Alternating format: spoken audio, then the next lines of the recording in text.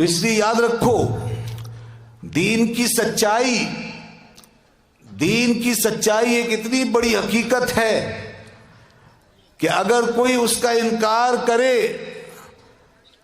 تو وہ صرف دین کا انکار نہیں کر رہا بلکہ دنیا کی ہر چیز کا انکار کر رہا ہے، اس لیے کہ دنیا کی جتنی سچائیاں ہیں وہ دین کی سچائی کے بعد ہیں، ساری حقیقتیں دین کی حقیقت کے پیچھے ہیں۔ یہ دین اسلام اتنی بڑی حقیقت ہے کہ اس کو ماننے کے بعد ہی انسان کو ساری سچائیاں نظر آتی ہیں۔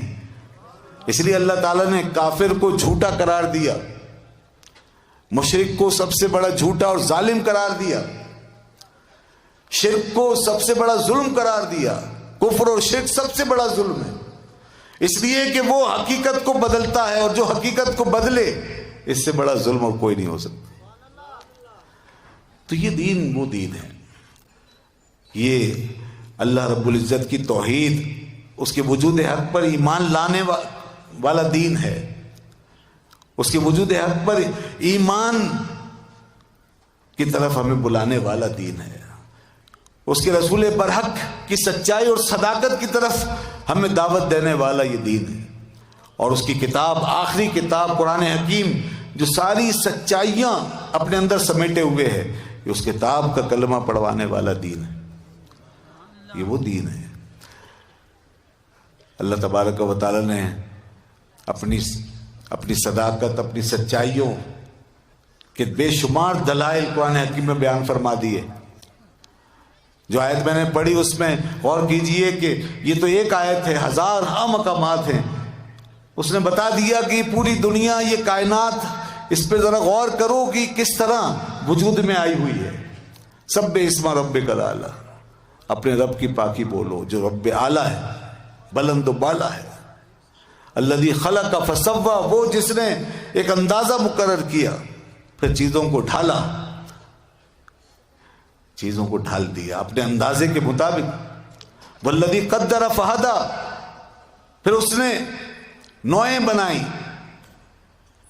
مختلف انواع بنائی اور چیزوں کو تقسیم کر دیا، ہر ایک چیز کو الگ الگ قسموں میں ڈال دیا، جانداروں کی بے شمار قسمیں بنا دی، بے جان چیزوں کو الگ الگ صورتوں اور شیپس میں ڈال دی، سب چیزوں کو اس طرح انواع میں ڈال دیا۔ فہدا، پھر اس نے ہدایت دی، ہر ایک کو اس کے کام پہ لگا دیا، ہر ایک کو فکس کر دیا، ہر شے اپنے کام پر اب گامزن اور اپنے راستے پر گامزن چلتی چلی جا رہی۔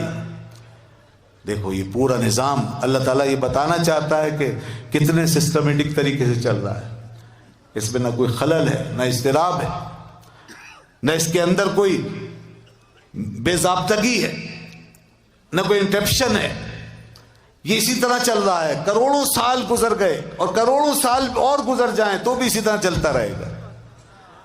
یہ کس نے اس کو اس طرح قائم کر دیا ہے؟ کون ہے وہ ذات؟ وہ اللہ کی ذات ہے۔ کوئی تو ہے جو نظام ہستی چلا رہا ہے، وہی خدا ہے۔ دکھائی بھی جو نہ دے، نظر بھی جو آ رہا ہے، وہی خدا ہے۔ وہ دکھائی نہیں دیتا، آنکھوں سے نظر نہیں آتا، مگر سمجھ میں آتا ہے، انسان کے غور و فکر میں آتا ہے۔ اس کے دلائل ہیں جو کائنات میں بکھرے ہوئے ہیں۔ وہ فرماتا ہے سنوریہم آیاتنا فی الآفاق وفی انفسہم، ہم دکھاتے رہیں گے اپنی نشانیاں اس کائنات کے اندر اور ان کی اپنی جانوں کے اندر۔ اس کی نشانیاں اس کائنات میں پھیلی ہوئی ہیں۔ یہ کائنات کا نظام، یہ نظم، یہ ترتیب، یہ آرڈر جو اس دنیا کے اندر قائم ہے، یہ بغیر کسی حکیم و دانا ذات کے ہو ہی نہیں سکتا، بغیر کسی قادر مطلق کے ہو ہی نہیں سکتا۔ کون ہے جو یہ کہے کہ یہ خود بخود ہو رہا ہے؟ کیسے کہہ سکتے ہیں؟ آج کچھ لوگوں کو الحاد اور بے دینی کی ہوا لگی ہے، کچھ لوگ آج کی کچھ علوم پڑھ کر، کچھ انگریزی وغیرہ سیکھ کر اور جدید فلسفہ کچھ پڑھ کر کے اس طرح کی باتیں کرنے لگ گئے ہیں۔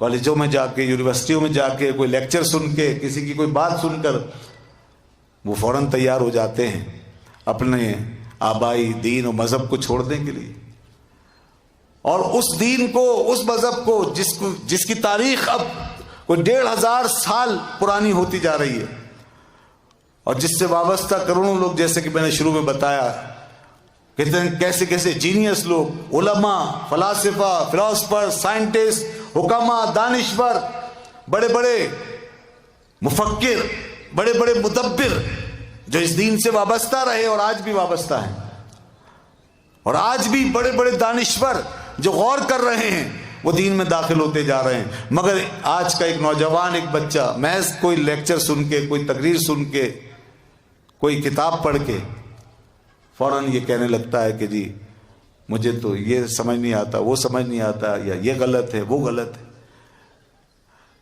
آج ایک چیز پھیل رہی ہے، ایتھیزم، جس کو الحاد کہتے ہیں، بے دینی کہتے ہیں، یہ معاشرے میں پھیلائی جا رہی ہے۔ کچھ لوگ ہیں جو حالات کا فائدہ اٹھا کر، مسلمانوں کی قسم پرسی کا اور ان حالات کا فائدہ اٹھا کر ایتھیزم کو، الحاد کو پھیلانے کی کوشش کر رہے ہیں۔ ہمارے کالجوں میں، یونیورسٹیز میں، پڑھے لکھے معاشرے میں اس قسم کے لوگ باقاعدہ تبلیغ کرتے نظر آتے ہیں، مگر ان کی کوئی بنیاد نہیں۔ کس بنیاد پر؟ کس نے انہیں اس راستے پر چلایا؟ انہوں نے یہ سبق کہاں سے پڑھا ہے؟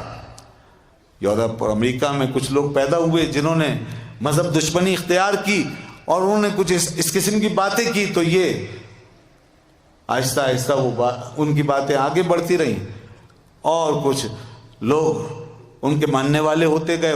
اب چونکہ سوشل میڈیا کا دور ہے، کمیونیکیشن کا دور ہے، فوراً کوئی بات وہاں شروع ہوتی ہے، یہاں پہنچ جاتی ہے، تو اس طرح لوگوں تک یہ چیزیں پہنچنا شروع ہو گئیں، کتابیں پہنچی، اور اس طرح 2-4 آدمیوں نے وہاں یہ کام شروع کیا، اور اس کے بعد اب کئی لوگ جو ہیں اس سلسلے سے وابستہ ہو رہے ہیں، اور وہ سمجھتے ہیں کہ یہ چیز چونکہ آئی ہے باہر سے، یورپ سے، امریکہ سے، تو لہذا صحیح ہوگی۔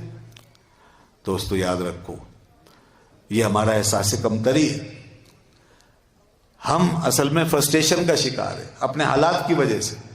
اس میں کوئی شک نہیں کہ آج مسلمان عملاً اپنے دین سے دور ہو رہا ہے، اور دنیا میں کہیں بھی اسلامی نظام کو نافذ کرنے کے لیے کوئی حکمران تیار نہیں۔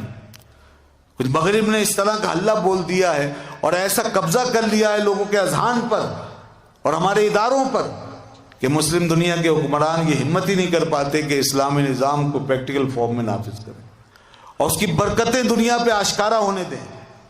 دنیا خود دیکھتی ہے اپنی آنکھوں سے، اگر ایک دفعہ آج اس کو مکمل طریقے سے نافذ کر لیا جاتا تو دنیا کو خود پتہ چل جاتا کہ اسلامی نظام کی برکتیں کیا ہیں، اسلامی نظام معیشت کیا ہے، اسلامی نظام معاشرت کیا ہے، کس طرح حقوق ملتے ہیں، کس طرح مرد و عورت کا تحفظ اس کے اندر ہے، کس طرح ہر ایک مخلوق کے لیے اللہ کی ہدایات ہمارے سامنے موجود ہیں، اور ہمیں کس طرح دنیا میں رہنے کا طریقہ سکھایا گیا ہے، کیا آداب، کیا اخلاق، کس طرح کا عدل، انصاف، ہر ایک کا احترام، لحاظ، معاشرے کے اندر مکمل امن و سکون، جرائم کی شرح نہ ہونے کے برابر، زیرو لیول۔ یہ اسلامی معاشرہ ہے، مکمل عدل و انصاف والا معاشرہ، ہمدردی اور اخلاص والا معاشرہ، اور عظمت انسانی کے اعتراف والا معاشرہ۔ یہ سب کچھ ہوتا اور زمین پر جنت کا نظارہ ہمیں نظر آتا، مگر افسوس کہ جب یہ سب نہیں کیا گیا اور یہ ساری چیزیں کتابوں کے اندر بند ہو کر رہ گئیں، تو اس سے کیا ہوا کہ ان باطل پرستوں کو، ملحدوں کو خواہ ایک تقویت مل گئی، اور انہوں نے یہ سوچا کہ آج مسلمانوں میں جتنی گراوٹ ہے، کمزوری ہے، جو ظلم ہو رہا ہے، جو غربت و افلاس چھایا ہوا ہے، اور جو یہاں پر جرائم کی شرح پھیلی ہوئی ہے، اور جو بے چینی اور اضطراب یہاں پر چھایا ہوا ہے، اس کی وجہ اسلام ہے، معاذ اللہ۔ اور انہوں نے ان ساری باتوں کی وجہ اسلام کو سمجھ لیا، اسلام کو قصوروار سمجھ لیا، اور یوں احساس کمتری میں پڑ گئے۔